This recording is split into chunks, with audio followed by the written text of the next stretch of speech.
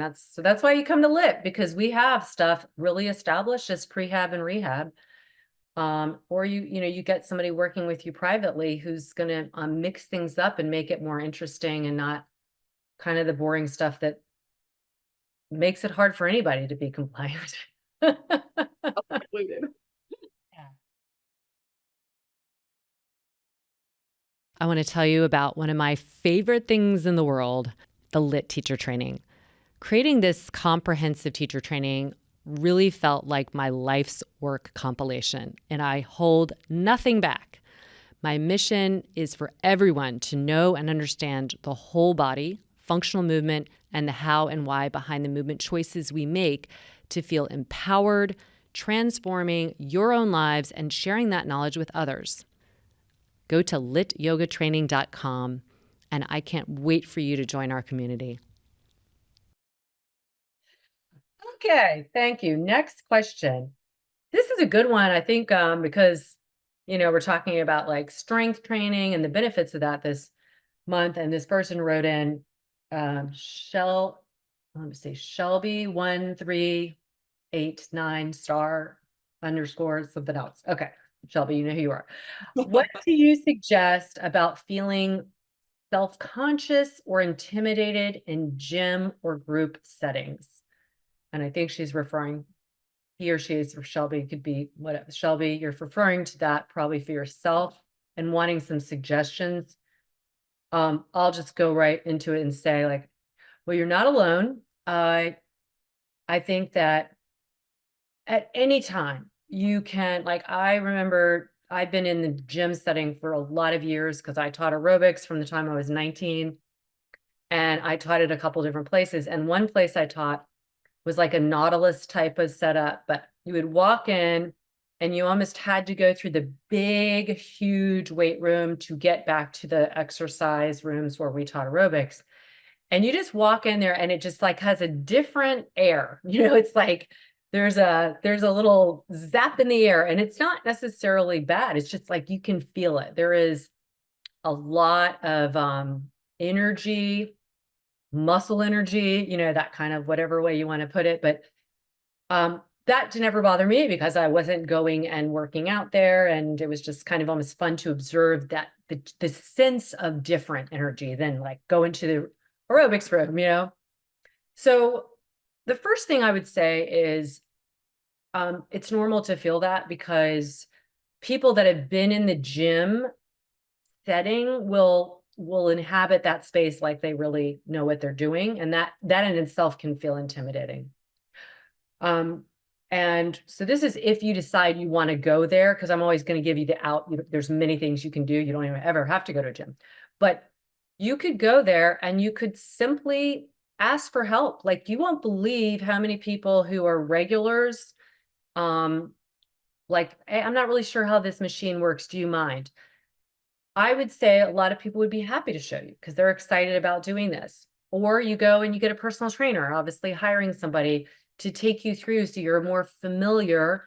And then you also kind of understand the code, right? Like how you wait for something, how you clean off equipment. Like it's just like anything. Understand the rules and everything is a lot less intimidating.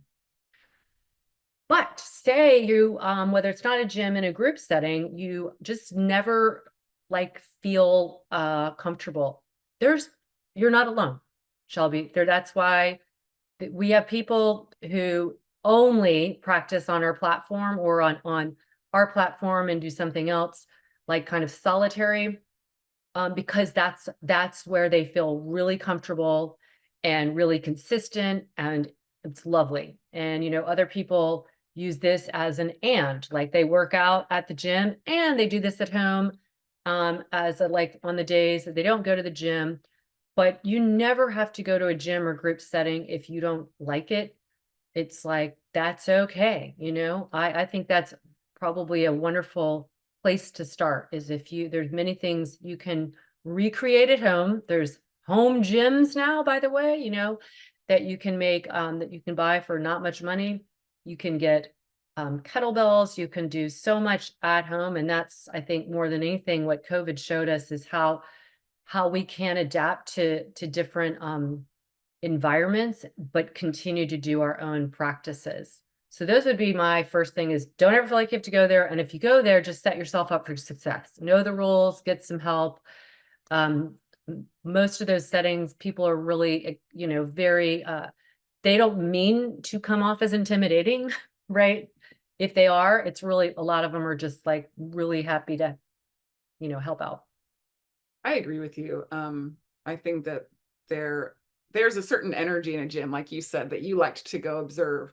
I was the same way. I've never been a big gym rat. I've gone through periods in my life where I've gone to them um, to run on a treadmill before I owned a treadmill, during the winter time, or to use the weights back when I wasn't doing lit, where I'm doing a bunch of body weight stuff. So I definitely have less reason to go there now. But I think the most interesting thing is I think people think they're being watched when my experience is most people really don't care what you're doing at these things. You see these horrible videos, these funny videos actually on social media of some of the crazies doing the funny workouts. And, I really think that those people are doing it so someone will video them and put it up.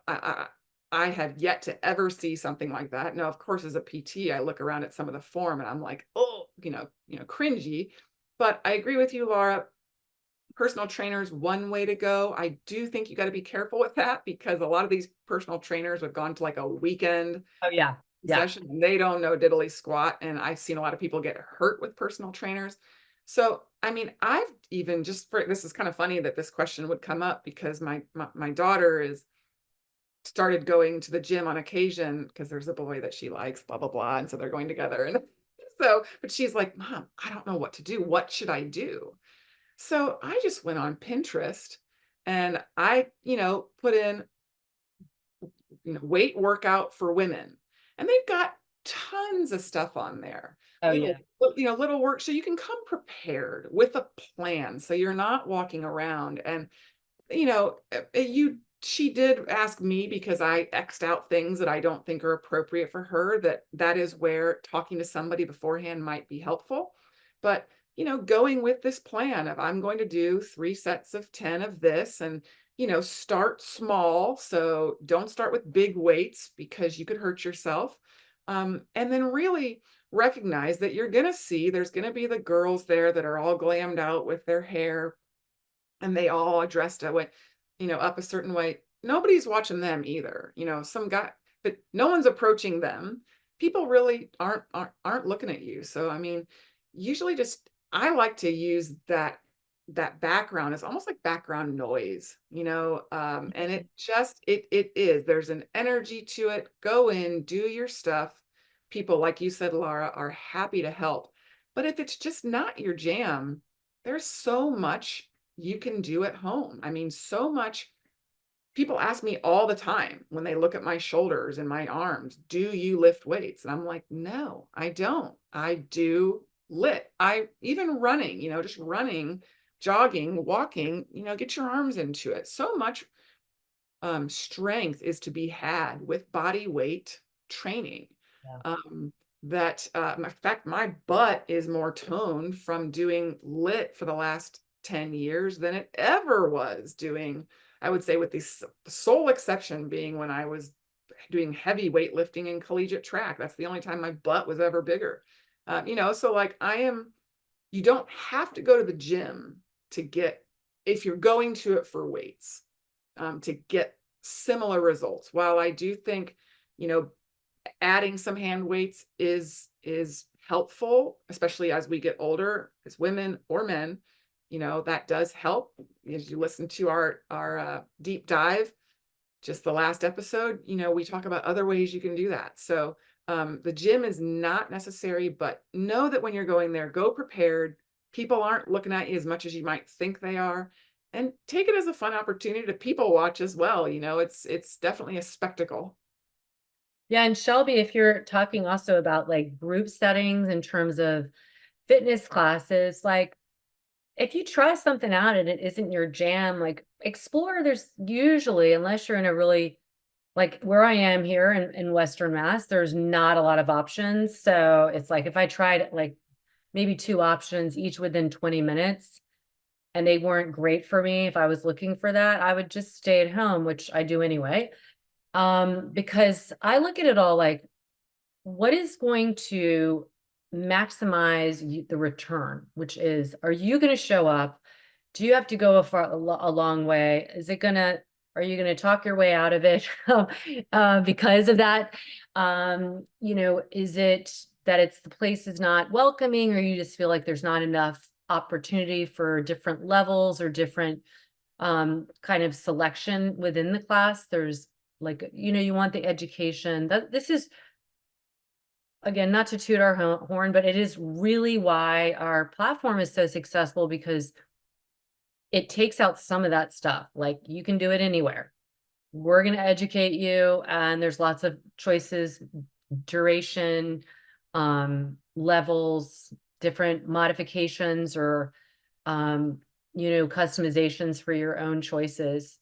So don't ever feel like it's like, gotta do, there's nothing to do. Again, that they feel like we've gotten a lot of choices from the pandemic has set us up for success in a lot of ways. Yeah. Yeah. Okay, final question. This is about this person is Dustin is a competitive runner, completely tore my ACL 6 weeks ago, getting ready for surgery. What's the best advice for healing ACL rehab? ACL is the anterior cruciate ligament. It's one of the most common injuries.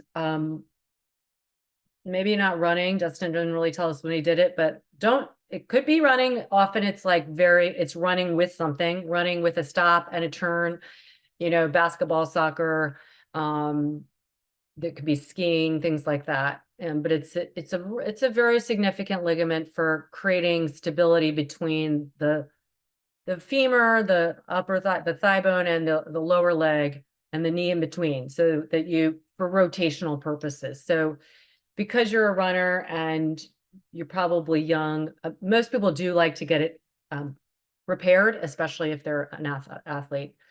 There is a protocol. It's probably hasn't changed a lot since we went there. But I will quickly say, make sure you have like a really good PT that's going to start, that kind of understands like when to load, and this is good for anybody who's had a knee injury and or shoulder injury, but especially knee, hip. One side is affected, the other side is also affected. So that, you're going to have surgery on one knee, but leading up to that, there's a lot of imbalance that's created. So you're going to have a side that is weak, but the other side is also weakened or imbalanced in some way. So it's really getting the person who's going to recognize that we're going to need to focus on the whole system, the whole lower extremity, the hips, starting with eccentrics, which is always known for, and I did a whole thing on eccentrics in a couple of monthly motivation back, the power of going slower. But eccentric training is very important, especially when there's a tendon involved and there is carryover into the other side. But, getting together with like a really good orthopedic PT is, I think, the most crucial thing. So I think you're asking more like how to prepare and what are some advice. And that is just the biggest advice I tell people is, and you've probably been told this by your surgeon or anybody else, it takes a while. It takes a while. You're probably not going to have the even competitive professional athletes, collegiate athletes, even though they're being like getting all the white glove treatment, getting cold laser, doing this, trying to speed up that healing process, it's 9 months minimum before you're probably at 80% of what you were before. And usually that's 9 months to a year before you're like 90%. So it takes a while, and that's okay though. We've seen a lot of people with a lot of success with that. What would you add? No, I think you covered a lot of it. I mean, the interesting thing about the ACL, I mean, you can live without an ACL, but it is going, if you should, and it sounds like he's getting surgery, which arguably I would, because it's one of those things that if you don't restore that stability, you are going to dramatically speed up arthritis in the joint. I mean, we see, after this happens, you're going to probably speed up arthritis anyway, after any type of an injury, any type of joint injury, and it's ankle sprain, any sprain of any sort, which we're all destined to have that. So don't let that be your worry. So I'm glad that you're getting it repaired. So much of what we do beforehand is just after the injury, you get all of this inflammation within the joint. It usually puffs up like a balloon after you tear an ACL. And that is going to impair the ability of your brain to tell your muscles to work. So there's a lot of atrophy that happens pretty darn quick. I'm guessing you're a runner, so you're pretty toned. And yeah, I wouldn't be running on it. It's just you're at a higher risk of re-injury or further damage just because of that inflammation. So, doing a lot of mobility stuff, mobility meaning just joint range of motion to help flush that inflammation out. Some body weight, like Laura was talking, eccentrics, but work on the surrounding structures, your calves, your hips, your core, get that nice and strong.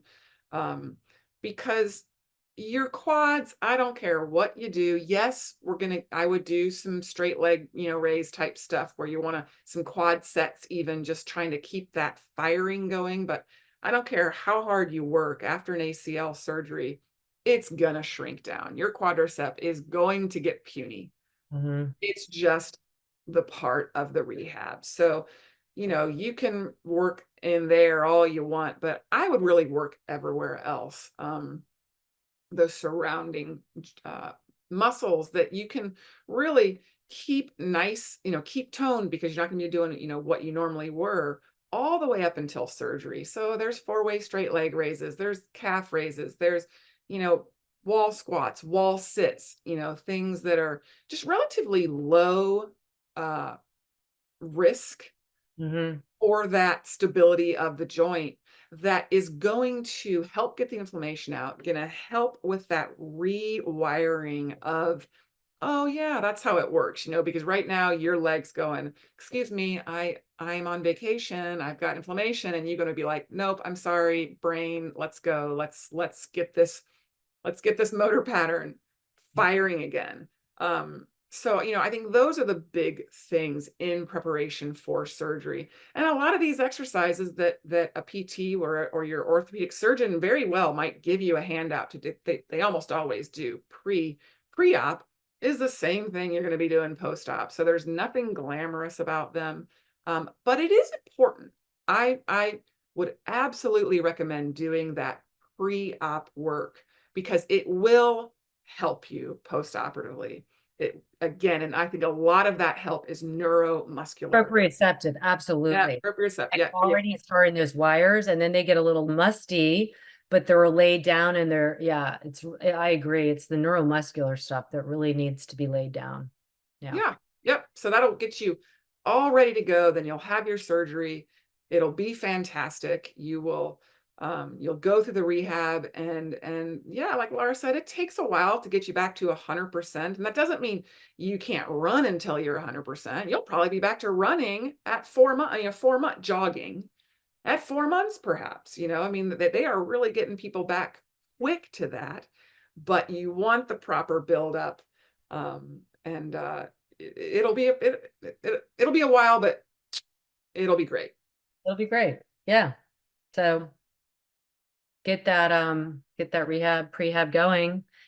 We love hearing your questions, and we are excited to answer anything. So make sure that you write us. You can write us directly at support@lytyoga.com. You can tell us your name. You can tell us you want it to be anonymous. It's all good. You can also find us on social media. Yep, you can find me at kbwilliams99, or you can reach Laura at laura.hyman. We are also going to be transitioning away from our podcast Instagram. So you can reach us at Lit Method Instagram and DM there, and it'll get sent to us. So we're going to consolidate again, bring it all back onto one platform. So you can always reach us through social media, any platform. Yep, any platform, any question, we're here for it. Thank you, sister. We're so happy. And as always, we're pulling for you. Thank you for joining us on this episode of Redefining Movement. If you like what you've heard, please like and subscribe wherever you get your podcast. Feel free to leave us a rating and review or share with someone you know. Check us out at www.litmethod.com.